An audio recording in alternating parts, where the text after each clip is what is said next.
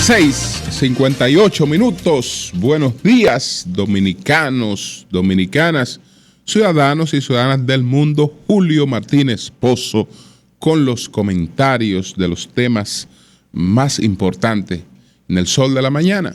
En este viernes 11 de diciembre, año 2015. Buenos días a todo el equipo del Sol de la Mañana. María Elena Núñez, Víctor Gómez Casanova, Yolanda Martínez, Eury Cabral, José La Luz, Melton Pineda, Don Amaury Saibar, nuestros colegas de 5 a 7 de la mañana, Yuri Rodríguez, Humberto Paniagua, Andrés Martínez, Álvaro Camaño, Mario Díaz en los controles. En Santiago de los Caballeros, el Santiago que arde durante todo este fin de semana por esa gran competencia entre los aspirantes Monchi Rodríguez y Abel Martínez. Ramón Paulino, así late la ciudad corazón.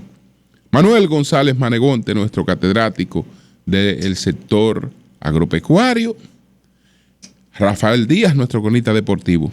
Helen Hill, nuestra productora. Sonia Patiño, nuestra coordinadora. Buenos días a todo el equipo de Señales TV, canales 40 de Tricón, 40 Claro. Ahí está en Señales TV la transmisión de televisión del Sol de la Mañana. Señores, vamos de inmediato, Don Amaury, con nuestros comentarios. El Sol de la mañana, el Sol de la mañana, el Sol de la mañana. Lo que está ocurriendo en Venezuela es una muestra patética de que el chavismo y sobre todo liderazgo político del chavismo, Maduro, Diosdado Cabello, no tienen idea de lo que ha pasado con esa formación. No son respetuosos del mensaje que ha dado la población en un certamen electoral. Y ahora están tratando, como era de esperarse, como ha hecho los políticos tradicionales, de adoptar una serie de medidas para quedar con un control que la población ha dicho que no le interesa que quede en manos del chavismo. Y lo peor de todo, señores, que los que han hablado con mayor contundencia de lo que ocurre en Venezuela no son los opositores.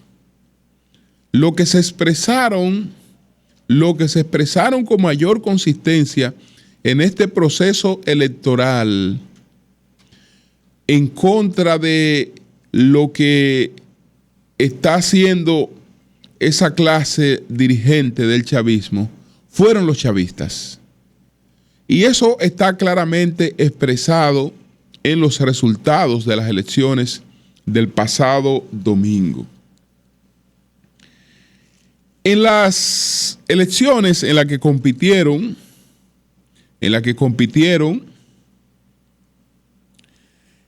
pues Enrique Capriles y Nicolás Maduro, esas elecciones las ganó Maduro, pero con un margen muy apretado, sumamente apretado.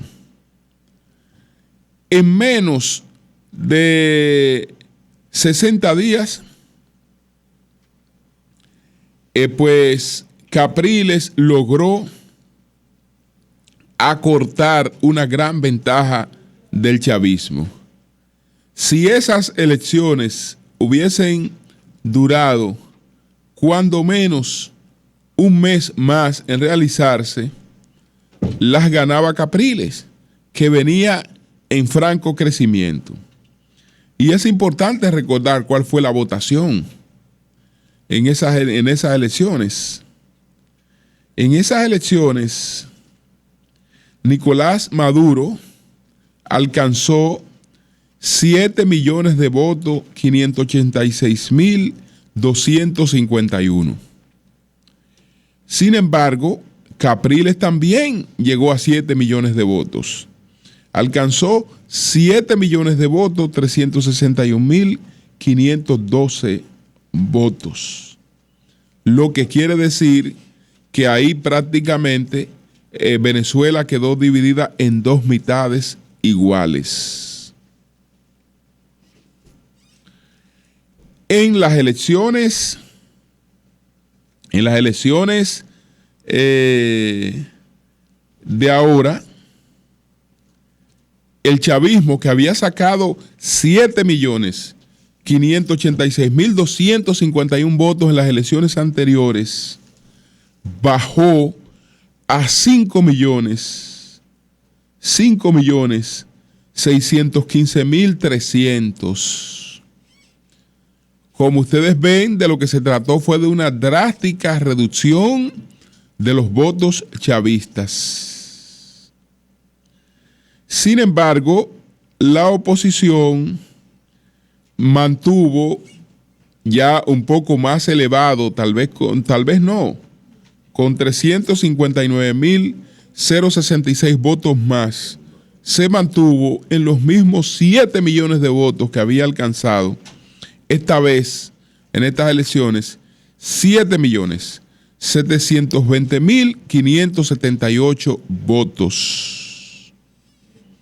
Es decir, que mientras la oposición apenas creció de las elecciones a otra entre 159.066 votos, el chavismo redujo su votación en 1.870.951 votos.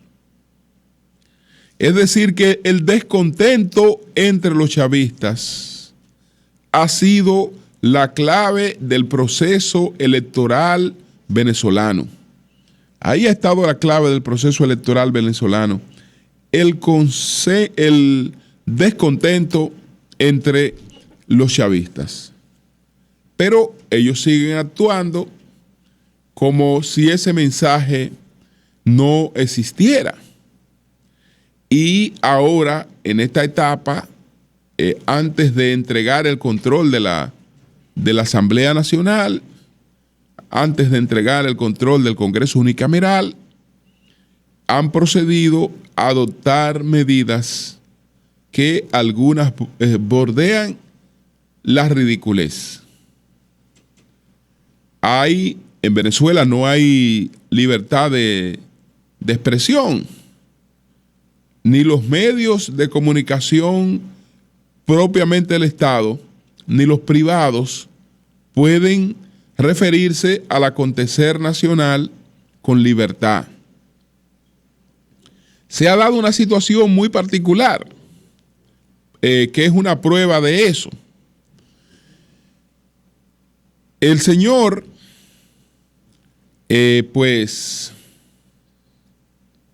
Leopoldo López, que está en prisión, está condenado a 13 años de prisión con un expediente con pruebas falsificadas, con un montaje que no puede ser propio de algo que se llame democracia, aunque haga cuantas elecciones haya hecho, y su esposa Lilian Tintori han desarrollado una amplia campaña que ha tenido un impacto muy favorable en el plano internacional. Porque incluso nosotros le vemos una dimensión a Leopoldo López que cuando se hizo el conteo en Venezuela no la tenía. Pero todo esto es porque las cosas que hace y que dice Leopoldo López, las cosas que hace y que dice Lilian Tintori, los venezolanos pueden recibirla a través de las redes sociales, pero no a través de los medios masivos de comunicación. Entonces, por eso el impacto internacional de la figura internacional de Leopoldo López y de Lilian Tintori son mayores en el plano internacional que la que tienen en Venezuela, donde la gente no se entera a través de la fuerza de los medios de comunicación de lo que ocurre. Las redes sociales tienen su impacto en el día de hoy y son un desafío para los medios masivos de comunicación. Los medios masivos de comunicación lo que han hecho es que también han usado este instrumento para profundizar pues su alcance. Pero resulta que no es lo mismo algo que nada más esté planteado en las redes sociales. Los temas son temas con impacto cuando los principales medios de comunicación los toman en cuenta y se refieren a ellos, aunque hayan tenido su origen en las redes sociales en muchos casos. Entonces, como no hay libertad de prensa, ocurren muchas cosas en Venezuela que la gente no se entera. No se entera. Hasta hace poco, ningún medio de comunicación había informado en Venezuela que 2 sobrinos de la primera dama habían sido apresados en Haití con expediente de narcotráfico, porque esas informaciones no está permitido que se difundan en Venezuela. Entonces, ahora, en esta etapa de transición, hay un canal que corresponde al Congreso. Acaban de aprobar que la propiedad de ese canal pasa a los empleados del Congreso, algo totalmente ridículo. Algo totalmente ridículo, porque uno sabe lo que representa una operación de televisión.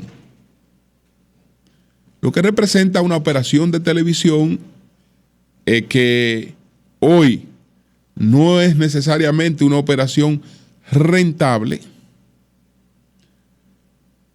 con que cubra sus costos, es un éxito.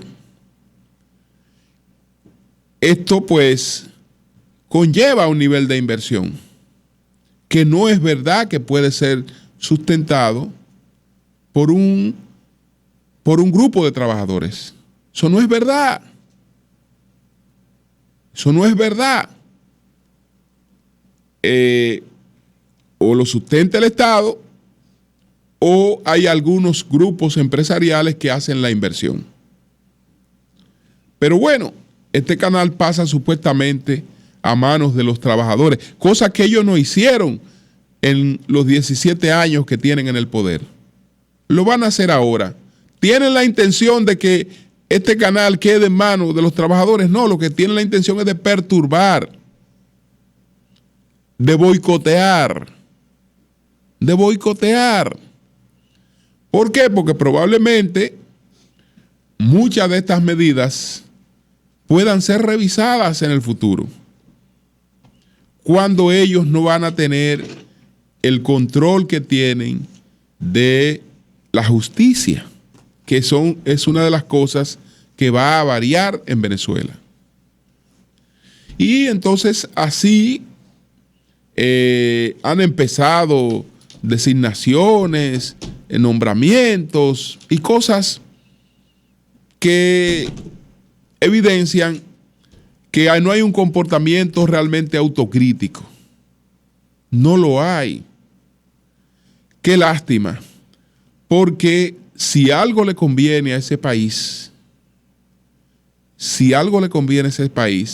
es que estas elecciones, tal y como lo dijo el doctor Leonel Fernández Reina, que estas elecciones pues convoquen al diálogo y convoquen a un pacto entre la oposición y el gobierno.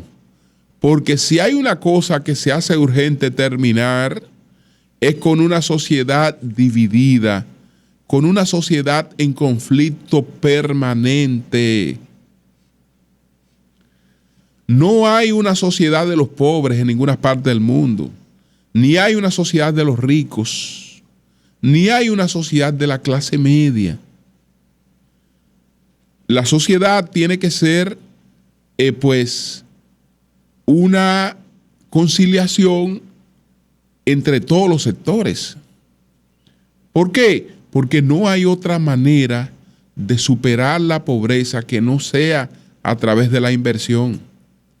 Y decía Danilo Medina que no hay ningún país que pueda aspirar al desarrollo, que lo decía recientemente en la Cámara Americana de Comercio, que pueda aspirar al desarrollo sin la participación decidida del sector privado.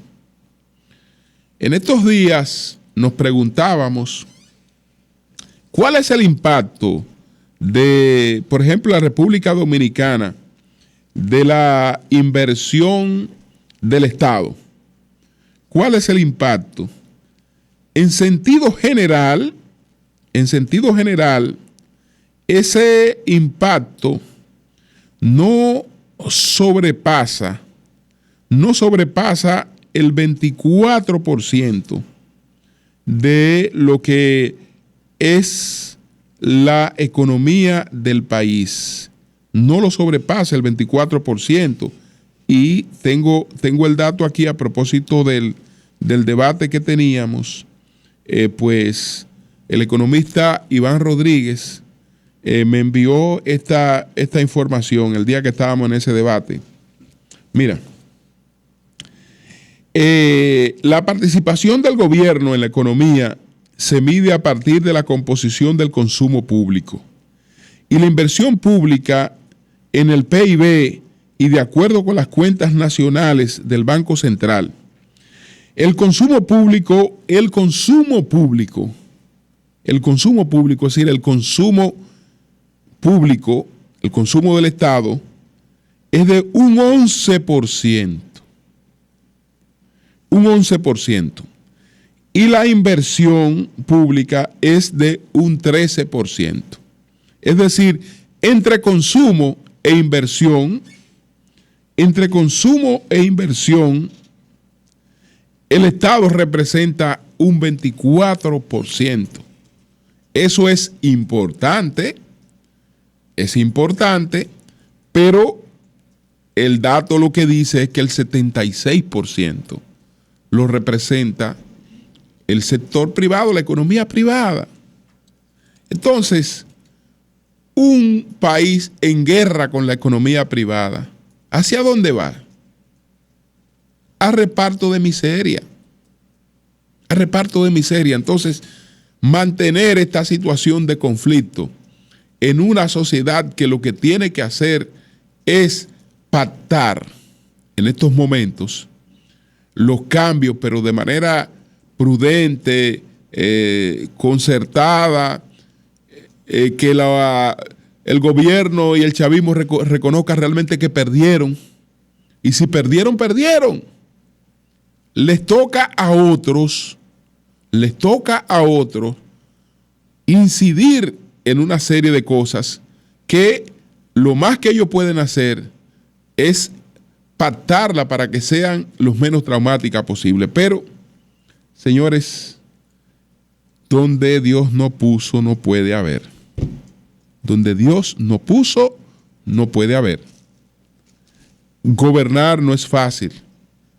Y gobernar sin criterio para hacerlo, sin formación para hacerlo, eso es terrible.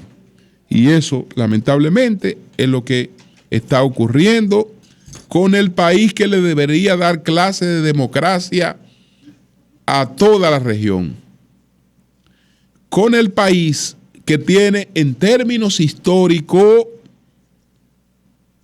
el acuerdo más importante que hayan celebrado las fuerzas políticas en toda la historia de la región. No ha habido un acuerdo que haya tenido más impacto, más durabilidad y resultado que el acuerdo de punto fijo.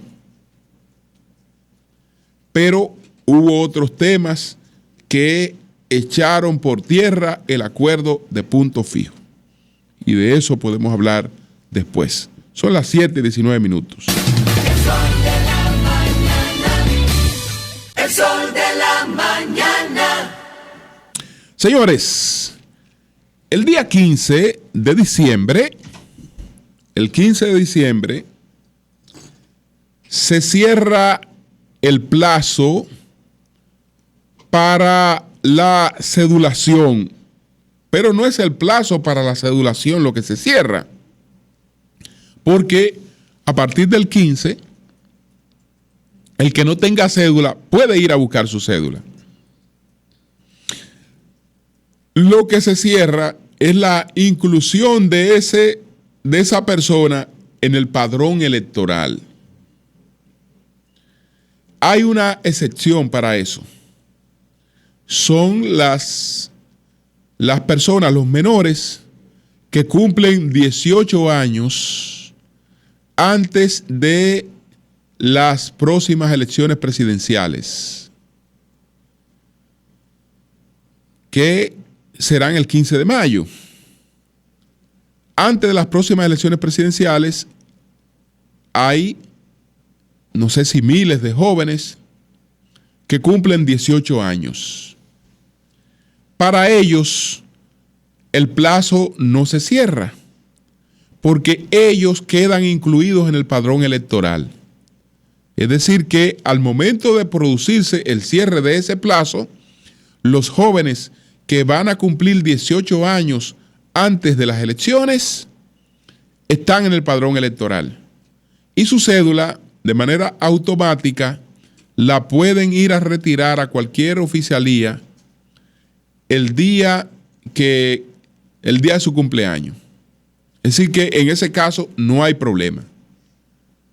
Esas personas, esos nuevos votantes, los que cumplen 18 años antes de la celebración de las elecciones, quedan incluidos en el padrón electoral. Sin embargo, y más adelante, desde que tengamos ya algún auxilio de producción, podemos llamar al delegado del PRM en la Junta Central Electoral, el doctor Marte Piantini. Sin embargo, el único partido que hasta ahora no había solicitado una posposición del plazo para el cierre del 15 era el PRM. Y el PRM esta semana entregó una comunicación a la Junta Central Electoral en la que está solicitando pues una posposición.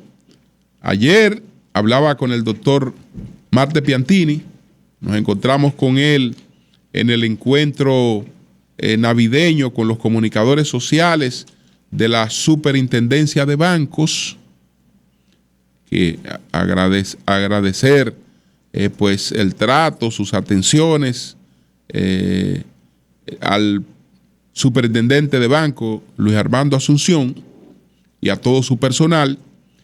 Pues ayer él me decía que no era propiamente una posposición lo que ellos estaban solicitando. Entonces me gustaría saber exactamente qué es lo que está solicitando el PRM, y la persona más indicada es su delegado ante la Junta Central Electoral, que ha sido el que ha depositado esta comunicación. Pero sí sé que varios partidos PLD, PRD han solicitado posposición de este plazo. El plazo se tiene que cerrar en algún momento, pero yo creo que si los partidos políticos le han pedido a la Junta una posposición de este plazo, la Junta pues debe atender esta solicitud en la medida en la que sea posible. Si no es posible llevarlo demasiado lejos, que no lo hagan, pero que se haga una posposición de este plazo y que los partidos entonces sepan que hay una posposición. Y es lamentable, señores, que se vaya a producir esa posposición, pero en este país es necesaria. Digo lamentable, salga una oficialía ahora. Y las oficialías están solas. Un documento que se otorga totalmente gratis y que se han dado todas las facilidades para que el ciudadano pueda adquirirlo. Entonces, se va a posponer el plazo porque ustedes verán que, bueno, ya estamos a 11. Sí, hoy se atreven ahí mucha gente, y el día 12, y el día 13, y el día 14. Y el día 15, las filas ya usted sabe cómo serán, porque ese día se cierra el plazo. Y entonces estará el cuestionamiento de que muchas personas no pudieron participar en las elecciones porque no tenían su documento de identidad y electoral. Yo no sé, tengo que precisar cuál será la cantidad de personas que faltan por adquirir este documento. Hay un miembro de la Junta Central Electoral que ha dicho que es 500,000, pero como ese miembro se ha caracterizado por decir algunas cosas que a veces no corresponden a la verdad, pues yo esperaría comprobar el dato, y me refiero a José Ángel Aquino, que dijo recientemente que faltan 500,000 personas. Yo no puedo desmentirlo, porque tal vez faltan 500,000 personas, pero me gustaría tener el dato oficial, que no lo tengo. Entonces, la Junta debe atender eso. Debe atender eso. Ahora bien, también hay que estar claro, el plazo del padrón siempre se ha cerrado. Siempre llega una fecha en que se cierra. Y el que se quedó fuera, después no puede alegar exclusión. Después no puede alegar que me negaron derechos. ¿Por qué? Porque a usted se le dio la oportunidad de seguirse documentando. Que por cierto, le voy a hacer una advertencia al Partido de la Liberación Dominicana desde aquí, y que la noten muy bien. Si hoy son las elecciones, Danilo Medina gana a nivel nacional con amplio margen. Un candidato que ni en el peor momento, ni en el peor momento ha tenido menos de 59%. En el peor escenario no ha marcado en esta etapa menos de un 59%.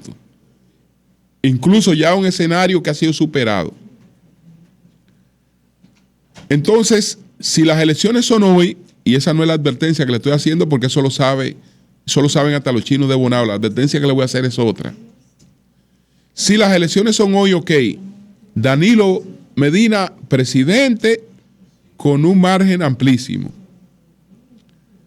La advertencia que le estoy haciendo es que gana las elecciones a nivel nacional ampliamente, pero hoy ese no es el panorama en el exterior del país. Ese no es el panorama en el exterior del país. Y ya sabemos lo que pasó en las elecciones anteriores en Nueva York, por ejemplo, en Estados Unidos, donde puede repetirse la misma situación. ¿Y ustedes saben por qué? Porque el PLD no ha movido ni una paja para la cedulación. Sin embargo, en todos los centros del exterior, en Estados Unidos y en Europa, ha habido un amplio activismo de la oposición. La que está llevando a sacar cédula en el exterior a su gente es la oposición. Para que después no haya sorpresa. Para que después no haya sorpresa. Entonces, eso sí quería decirlo porque conozco a varios directores de cedulación y me lo han dicho en el exterior. Julio, aquí quien está trayendo a su gente a buscar el documento es la oposición. Entonces es importante que eso se tome en cuenta. Pero la misma oposición ha pedido una posposición del plazo, como lo ha pedido el PLD, que se dé la posposición del plazo, pero consciente de que en algún momento se cierra, y cuando se cierre, que nadie diga que se le negó su derecho, que por cierto también hay otro inconveniente, porque si fueran 500,000 personas, habrían 450,000 dominicanos que no son de origen haitiano y habrían unos 30,000 y tanto de origen haitiano que están dentro de los 55,000, de los que apenas 11,000 han ido a retirar su documento a la Junta Central Electoral. Entonces quedarán 30,000 y tanto, 40,000 y tanto que no lo han hecho todavía. Bueno, sobre esa base ya se tiene montada una campaña contra el país. Porque lo que se va a alegar es que esas personas se le negó el documento porque iban a votar en contra del gobierno. Eso es lo que se va a alegar en el exterior. Sabemos que eso es absurdo, que eso es mentira, que eso es totalmente falso. Porque no es a ellos. No es a ellos. No estamos hablando de que faltan 500,000. Entonces, no fue que a un sector se le negó eso. Es que la gente es apática, a mucha gente no le interesa eso y no han ido, aunque la mayor parte del pueblo dominicano ya tiene su nueva cédula de identidad y electoral. 7:31 minutos. Cambio y fuera, Mauricio.